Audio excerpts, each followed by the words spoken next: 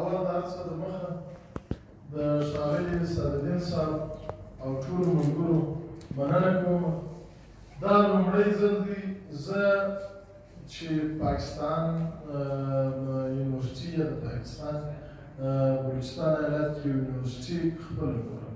ما خپل په ژوند باندې تر اوسه پورې یونیورسټي نه ده لیدلې.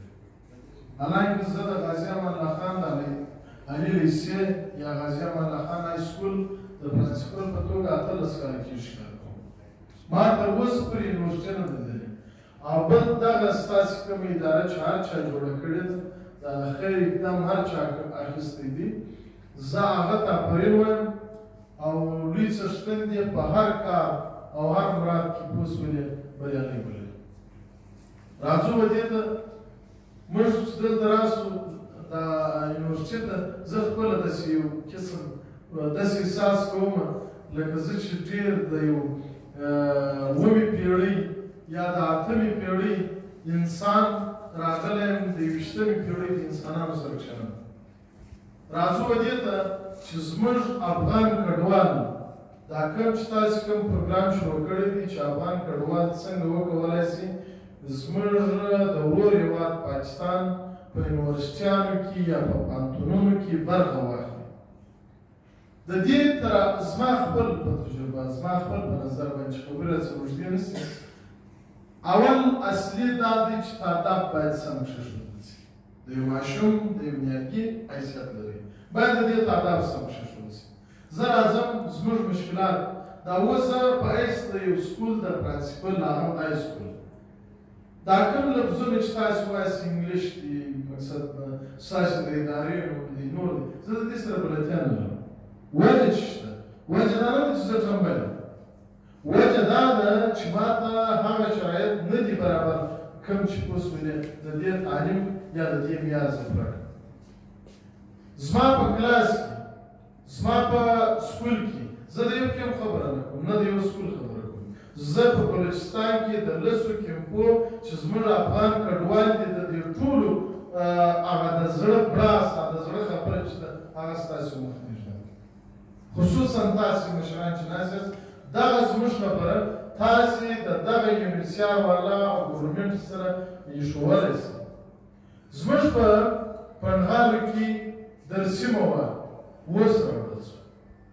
ما ټول تعلیم چې کړی هوایي مې کړی. په کیمسټري کې معادله ده H2O. زه تر اوسه پورې نه یم په خبره چې دا H2O نرد دی، د خوراک شی دی، د څښاک شی دی، څه دی. نو چې ما تعلیم دی کړی نو زه بیا بیوټیمس ته په کومو شرایطو راځم چې بیا زه خپل شاګرد ته انتقالوم. هغه زما شاګرد به څنګه ورکولی شي؟ رانه د لنګویج په برابر باندې.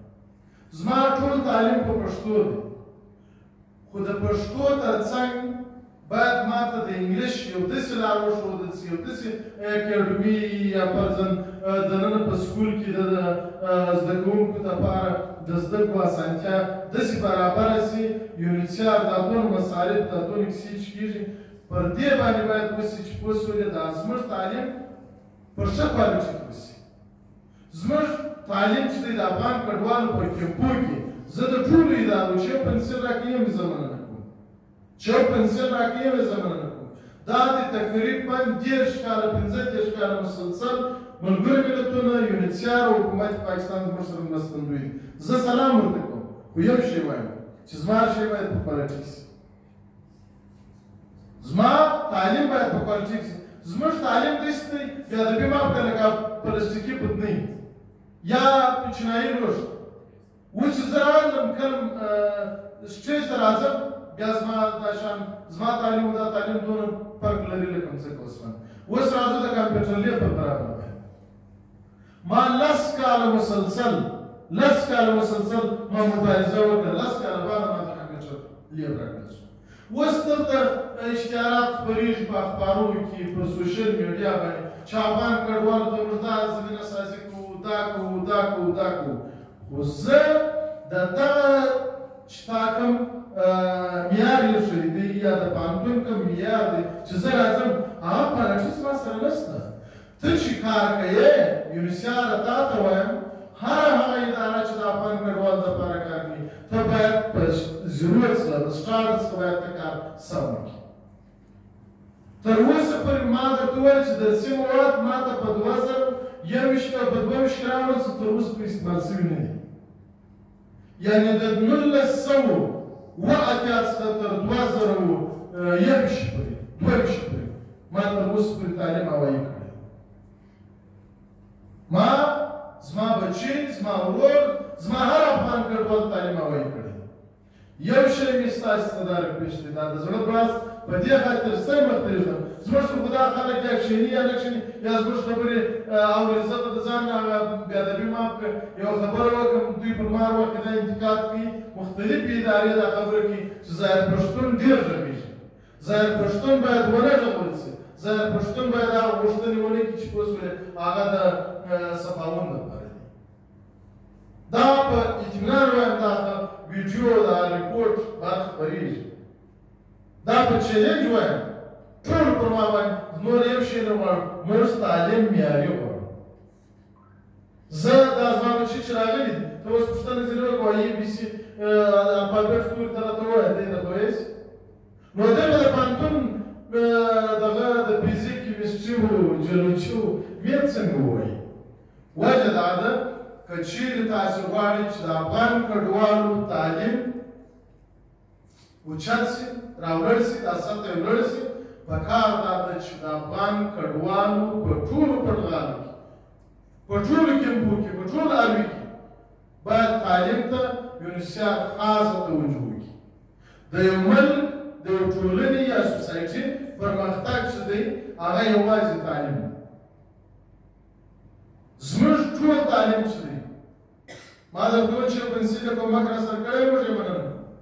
زموږ ټول تعلیم چې دی پوه شولې د دې معیار برابر نه دی چې دی پوهنتون ووایي. دا په چیلنج وایم.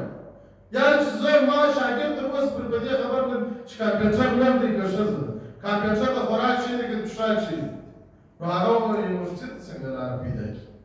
او زه تر اوسه پورې زه باید د پرنسپل خبره کوم، د افغان کډوالو د استازي په توګه دا خبره کوم. د هغه افغان کډوالو چې یوه ډبه اوبه په 10 روپۍ پورې کې خرڅېږي، یوه ډبه اوبه نن چې اوس تېر ګرام په 20 روپۍ باندې دغه یوه ډبه اوبه.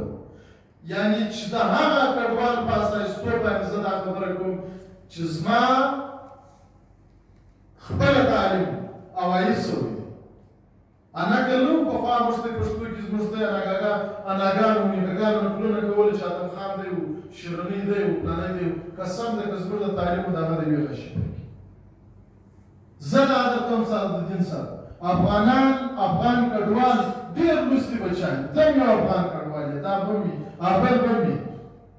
دا نن ته اوس ورته وګوره دغه علاقه چې ستا سره ستا په ډېرو کومو خلکو کې ستا، مګر دا زه درته وایم ستا هغه وروڼه ستا هغه خویندې چې په کیمپو کې ناستې دي هغه هم ستا په شانتې دي، خو هلته زمینه سازي نه کېږي. ډېر شیان دي چې زه په دې خاطر یې نه شم ویلی چې د ادارو خوا رسېدلي شي، ډېر څه دي. نو چې زما تعلیم ما درته وویل چې ما خپله تعلیم په دغه کیمپ کې کړی دی، په دغه کیمپ کې رالوی شوی ما هوایي کړی دی. بس د ادم خان چا لیدل، شیرینو چا لیدل، دا ټول فزیک میت کیمستري چې کومې فارمولې دي، کوم مواد دي، کوم مټریل دي، ما هېڅ شی نه لیدلی. اوس زما تعلیم دپاره باید دا کار وشي. دا د استاد په ټرینینګ نه کېږي. زه وایم چې راسه بنیادي کار وکړه. د 0% چې ته شروع کړې زموږ مسؤلونه خو پرېږده، د هغه نوي نسل دپاره دا کار د خدای په خاطر رسوم، د انسانیت په خاطر یې رسوم. د دې لپاره نشته چې زموږ سترګو د خاورې وشیندل شي. دا اوس زه دا په اطمینان درته وایم چې زموږ د استازي یا د ټیچرتوب دپاره دوی کوم پوسټ اعلانوي 4 یا 5 پوسټ 200 کسه 300 کسه اګزام ورکوي، پوه شولې چې دا د 12م کلاس څخه فارغ دي. انجونې په دغه شکل باندې کنه یې په 2 یا 3 پوسټ سلیکټ کړي، یعنې دا نور بېکاره ناست 215 انجونې د 12م سیمه څخه فارغه زه په کورو کې لرم. 215 انجونې ورسه په ټول علمي پاکستان کې یو 50 علمي دي د 10 راوښه یو 50 کیمپ علمي دي ستا 10 دانې راوښه. د ښارو خبره نه کوم، د خیبر پښتونخوا او د کوټې د ښار خبره، مګر په علمي کې درته ښایم موږ د تعلیم لپاره هر څه کار کړی دغه اقدام چې تاسې اخیستی دا زما د ډېر وخت په زړه کې بیا هم تاسو ته وایم تاسو میټینګونه د یونیسیف خپله د یرګنه سره کوئ زما دا غوښتنه ده چې تاسو زموږ دا مجلس د یرګنه سره کښېږدئ دا چې افغانان تا ته ستا معیار نشي برابرولی ته د دغه څېړنه وکړه چې ولې نشي برابرولی وجه چې شته وجه دا ده وروره درسي مواد نشته اوس چې راغلي دي وایي اوس راغلي دي دا شی وایم چې اوس راغلي استعمال شوي نه دي مخکې درسي مواد نه وو د انګلیش لپاره اکاډمیان په کیمپو کې نشته د انګلیش لپاره ښه استادان نشته د انګلیش لپاره کار نه دي شوی دلته ټول سبجیکټونه چې دي پوه شولې تاسې په یونیورسټیانو کې باید ټول اکثره انګلیش نو چې انګلیش زما لینګویج نه وي زده نو پوه شولې زه لینګویج زده کړم که زه یونیورسټي ووایم اول پکار دا ده چې پوه شولې زموږ تعلیمي نظام معیاري شي د نن عصر مطابق شي تر اوسه پورې موږ په هغه زاړه دغه کې زموږ کتابونه 4 واره بدل شوي که 5 واره بدل شوي جوټیزیت د مسکور دغه سید چلډرن دا کتابونه چې دوی خپلې فارمولې په مطابق جوړول د پخواني د مجاهدینو کتابونه بیا وروسته د کرزي حکومت چې راغی هغه کتابونه اوس هغه بیا اردو کرکولم راغلی د اول کلاس تر 5 پورې یعنې په هر دوو کالو کې زموږ کرکولم چینجېږي دا هم کار دی ډېر نظم چې خسته نه شئ پوه شولې ستاسې مخ ته یږدو چې زموږ د تعلیم د معیاري کولو لپاره باید تاسې هلې ځلې وکړي په ټولو کیمپو کې کله چې تعلیم معیاري شو شاګرد په دې وپوهېدی بیا هر بچی دا غوښتنه کوي هر بچی دا غوښتنه کوي زه باید پرړ تعلیم حاصل کړم هر بچی دا غوښتنه کوي هر مور پلار دا نن څه یو شي دا درته وایم یو هلک دی نصیب الله په نوم ما پرېښود افغانان پوه شولې داسې نه دي لکه خلکو چې تعلیم کړي داسې نه دي لکه خلکو چې تعلیم کړي پلار یې ماښام ما ته ټلیفون راکوي ډېر په خشم باندې وایي زما زوی تا لیکنه کړې نه ده لیکلې دا دی چې دا اوس یې تاسې ګواهیان یاست چې دغه ولې په تاسې تعداد راکړی وه تعداد دغه و مګر افغانان د سیالي خلک دا هم خلک دي اوس ورته ګوره که په فندقیانو کې خبره راواخلو په ټوله نړۍ کې دي یو قوم ماته دا ثابت دی چې دوی ملاله میوندوال لري دوی دې ماته یوه ښځه ثابت دی چې دوی دغه زرغونیانو په نامه په سوچ په فکر یو نظامي احمدشاه بابا چې ټول حرکتونه کول خپل د مور په مشوره کوي دا نازوانه په رقم یو ښځه راوښتي پښتانه هغه چې پښتانه دومره دغه نه وو افغانان نه وو ټول تعلیم یافته مګر بیا هم ښځو زیات ورکړ او ښځې یې د سیالۍ ښځې وي تر ننه پورې دا د انګریز د جنګ څخه تر اوسه پورې موږ ملاله میوندواله وایو په سندرو کې هم وایو په مجالسو کې هم وایو نو د لاس ناستۍ څخه دا ریکویسټ دی دا مې هیله او غوښتنه ده چې تاسې زموږ هغه ستونزې زموږ سره راسي په ښوونځیو کې چې یونیسیان راسي بل څوک راسي موږ طریقه وښیو د هر پروپوزل چې جوړېږي د افغان کډوالو نظر نه دی اخیستل شوی هر اګریمنټ چې د کار لپاره کېږي زموږ نظر نه دی اخیستل شوی چې ستاسې نظر څه شته پکار دا ده دلته موږ خبره دا کوو د ادارې دا دعوه کوي چې موږ د انسانیت د پرمختګ لپاره کار کوو